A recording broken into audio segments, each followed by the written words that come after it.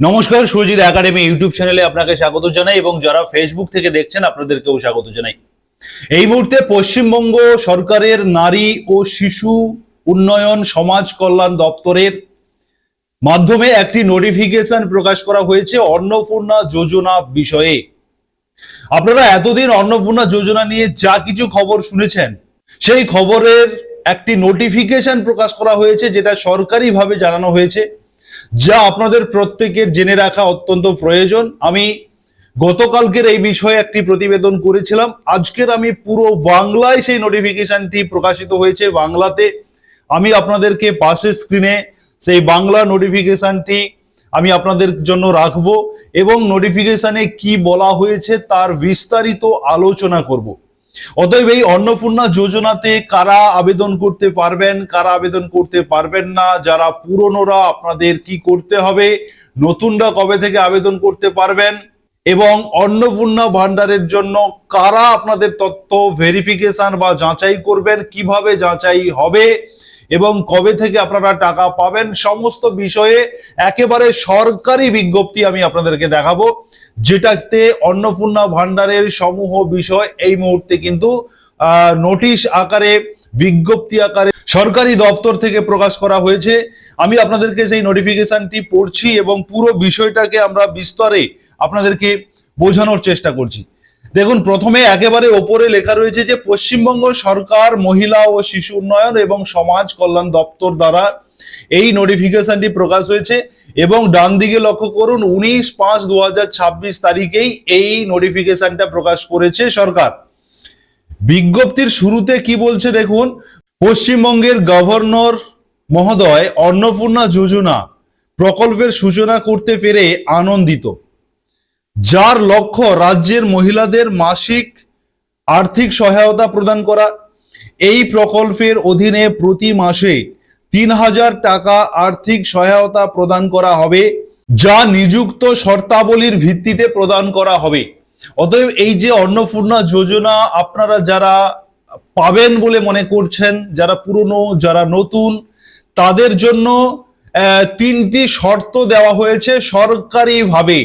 সেই শর্তগুলো কি কি আপনারা লক্ষ্য করুন। প্রথমে 1 নম্বর শর্ত হচ্ছে আপনার বয়স অবশ্যই 25 থেকে 60 বছরের মধ্যে আপনার হতে হবে, এটা প্রথম শর্ত।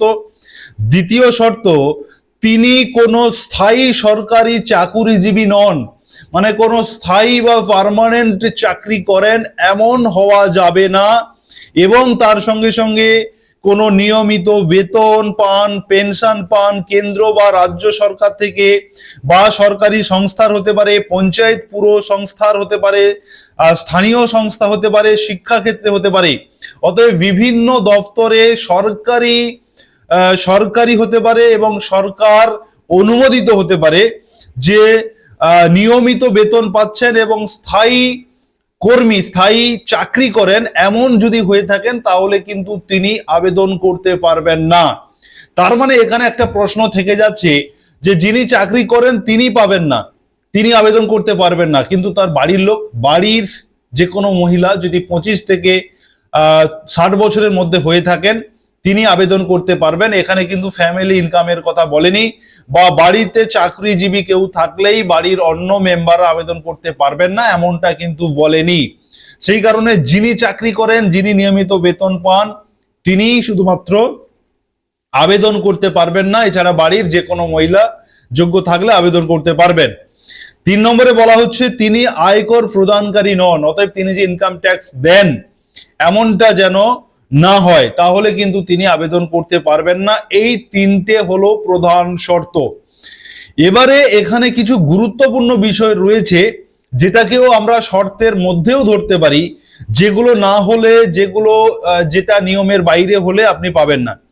দেখুন, গুরুত্বপূর্ণ বিষয় সমূহতে বলা হচ্ছে যে প্রতি মাসে 3000 টাকা আর্থিক সহায়তা জুন 2026 থেকে কার্যকর করা হয়েছে বা হবে, এবং সরকারি উপকারভোগীর আধারযুক্ত ব্যাংক অ্যাকাউন্টে ডিবিটির মাধ্যমে প্রদান করা হবে। যেটা আমরা বারবার আপনাদেরকে বলে এসেছি যে আপনার ব্যাংক অ্যাকাউন্টে আধারযুক্ত ডিবিটি লিঙ্কটা যাতে অবশ্যই যেন থাকে, তবেই আপনি কিন্তু সরাসরি টাকা পাবেন, নাহলে আটকে যাবে। এবারে 2 নম্বরে বলা হচ্ছে যে এসআইআর 2026-এ চিহ্নিত মৃত, স্থানান্তরিত, বাতিল ও অনুপস্থিত ভোটারদের বাদে লক্ষ্মীর ভান্ডারে বিদ্যমান উপকারভোগী অন্নপূর্ণা যোজনায় স্থানান্তর করা হবে। মানে বলা হচ্ছে যে অন্নপূর্ণা যোজনাতে আপনারা যারা টাকা, লক্ষ্মী ভান্ডার প্রকল্পে আপনারা যারা টাকা পেয়েছেন এতদিন, আপনাদেরকে সরাসরি অন্নপূর্ণা ভান্ডারে আপনাদেরকে ট্রান্সফার করে দেওয়া হবে, যোজনাতে আপনাদেরকে যুক্ত করে দেওয়া হবে। শুধুমাত্র এসআইআর এ যাদের নাম বাদ গেছে, যারা চলে গেছে, স্থানান্তরিত হয়েছে, যারা বাতিল, যারা অনুপস্থিত, যারা মৃত, এই উপভোক্তাদেরকে বাদ দিয়ে দেওয়া হবে। বাকি আপনারা প্রত্যেকেই লক্ষ্মী ভান্ডার থেকে অন্নপূর্ণা ভান্ডারে আপনারা শিফট করবেন, আপনাদেরকে সরকার নিয়ে আসবে, নতুন পোর্টালে নিয়ে আসবে। এবং ট্রাইব্যুনালে যারা আবেদন করেছেন, যাদের বিচারাধীন এসআইআর, তারা এই প্রকল্পের জন্য যোগ্য, তারা পাবে এবং আবেদনও তারা নতুন করে করতে পারবে। এই বিষয়টা কিন্তু 2 নম্বরে বলা হচ্ছে। এবারে বলা হচ্ছে 3 নম্বরে যে নতুন স্কিমে অন্নপূর্ণা যোজনার আবেদনকারীদের অনলাইনে আবেদনের সুবিধা থাকবে এবং 1 জুন 2026 থেকে অন্নপূর্ণা যোজনার পোর্টাল চালু হবে, যারা আপনারা নতুন করে আবেদন করতে চাইছেন। এবারে বলা হচ্ছে দেখুন, সেটা আরো যেটা বেশি গুরুত্বপূর্ণ, যে আপনারা অনলাইন আবেদন করে দিলেন এমন বিষয়টা কিন্তু নয়, যে করে দিলেন আর পেয়ে যাবেন এমনটা নয়।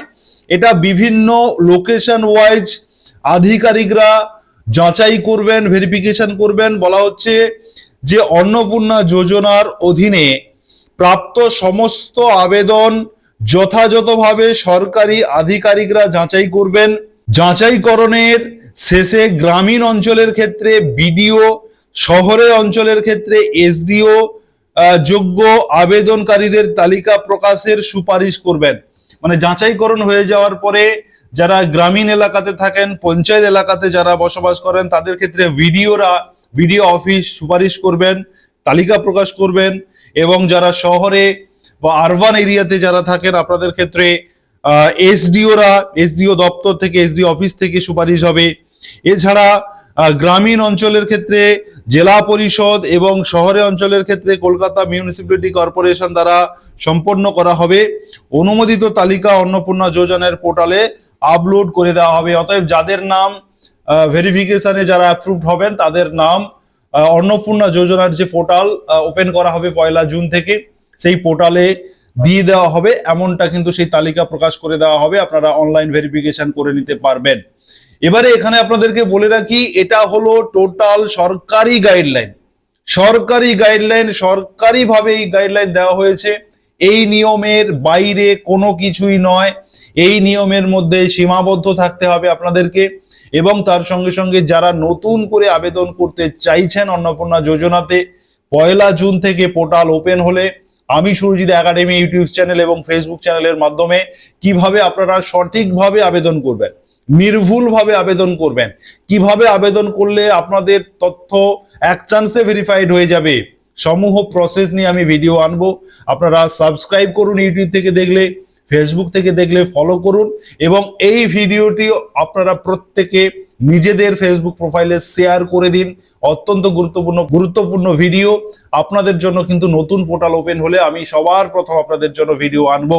সেই কারণে আপনারা সুরজিৎ একাডেমি ইউটিউব চ্যানেলের সঙ্গে থাকুন এবং এই নোটিফিকেশন মেনে আপনারা প্রত্যেকে কাজ করুন এবং এই খবরটি আপনারা প্রত্যেকে শেয়ার করে ছড়িয়ে দিন। ধন্যবাদ।